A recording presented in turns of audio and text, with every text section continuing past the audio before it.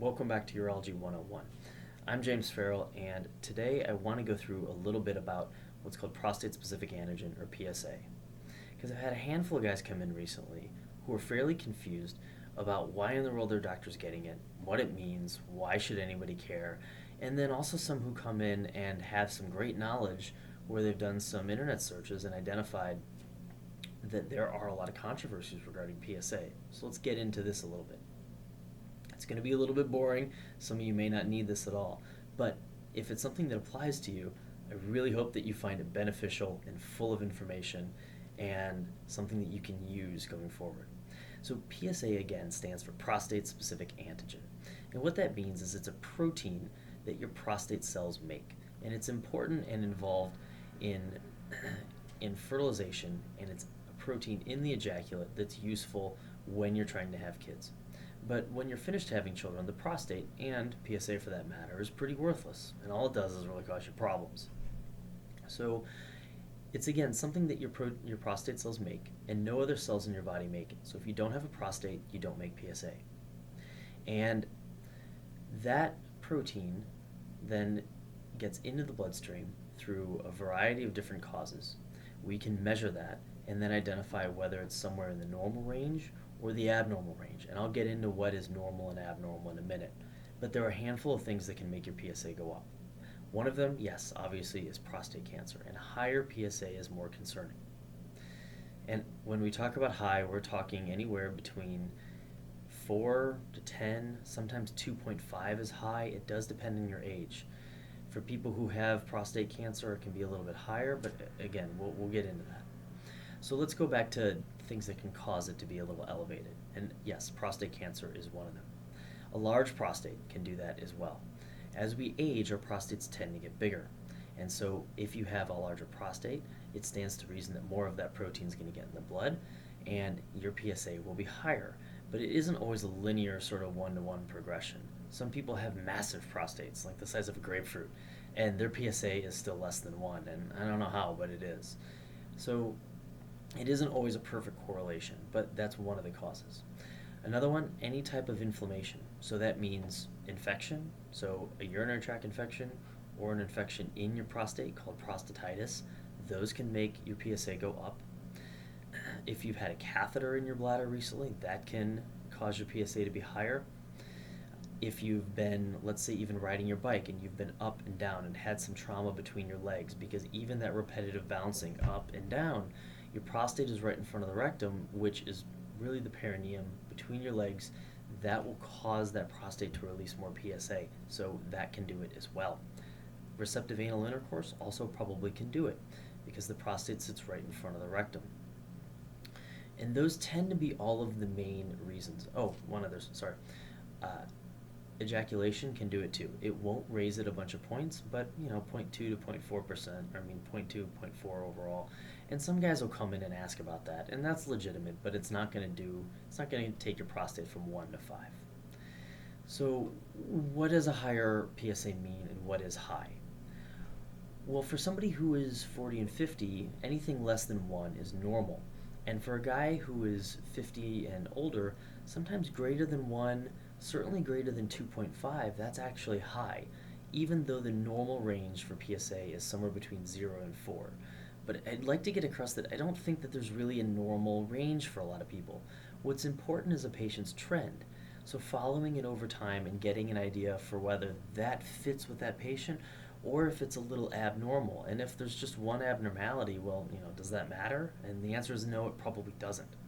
Because again, what matters with PSA for guys is the trend. PSA was not designed, but ended up being used as a way for us to screen guys for prostate cancer. So it's a way for us to look and identify guys who may benefit from us doing a prostate biopsy to identify whether somebody has cancer. So a higher PSA value tends to bring us to that conversation. And like I said, there are a handful of reasons why PSA can be high. So if one of those is a concern for you, or within what's called the differential or the possibilities, then we need multiple PSAs over time to establish a trend to see if it's a concern. And when we talk about this, we try and get that point across that for a guy who's 50, A PSA less than 1 means that they really probably will not deal with prostate cancer in their life. But for a guy who's 50 or 55 and a PSA of 3 or 4, there's a chance that they will. And it really isn't something like cholesterol where you try and lower PSA. It's not like somebody says, oh, your PSA is 6, we should really try and lower it. It doesn't quite work that way. Because again, PSA doesn't do anything to you. It's purely just a marker. But it's not a great marker because while it is specific to your prostate, it does not tell us what disease process is causing it to be higher. So it's not specific to the disease process. And I hope that makes sense. So it takes somebody interpreting it on the physician side to talk with the patient about whether there should be a concern for prostate cancer, frankly, because that's really why we're looking at PSA. We don't follow PSA for your large prostate. We don't follow it because you had some trauma to your prostate from jumping up and down on a bike or having an infection. That's not really what we're looking for. We're really using PSA to try and identify patients who are at risk for prostate cancer so that we can either follow them and their prostate cancer or get them primary treatment in an effort to cure prostate cancer. And the entire prostate cancer conversation is one that I will have on a video, but it's probably not suitable for this conversation. The reason PSA has some controversy around it is really because it's not a perfect test. We need better biomarkers, and we have some that are out in the community, but they're pretty expensive and they're not as readily available and they haven't been used as much. So we're still trying to get better at using them and understanding their worth as well. And the comfort for using PSA is that a lot of physicians have a lot of knowledge of it and a lot of data to back up what's normal and abnormal and how to use it. So that's why it's pretty worthwhile. It's cheap and easy to use. And so the screening studies that are out there about the use of PSA are a little bit inconclusive. So there was one in Europe that demonstrated a genuine survival benefit by utilizing PSA as a screening tool across large populations. And then one of the major screening studies for prostate cancer in this country, what's called the PLCO trial, really did not show a difference. And there are some big fallbacks with that trial. One of them being a lot of what's called contamination, meaning what was their control group. The people who were not supposed to be subjected to a lot of PSA still did get a lot of PSA because they were allowed to be under usual care for their control, meaning that they could get PSA or not, it didn't really matter. And then there were the patients over here who were all supposed to get a defined PSA check every so often. And there was a lot of, because the control group also had a lot of PSA screening in it, there was a lot of what's called contamination. So what that meant really was that the PLCO trial did not assess screening for prostate cancer versus no screening for prostate cancer.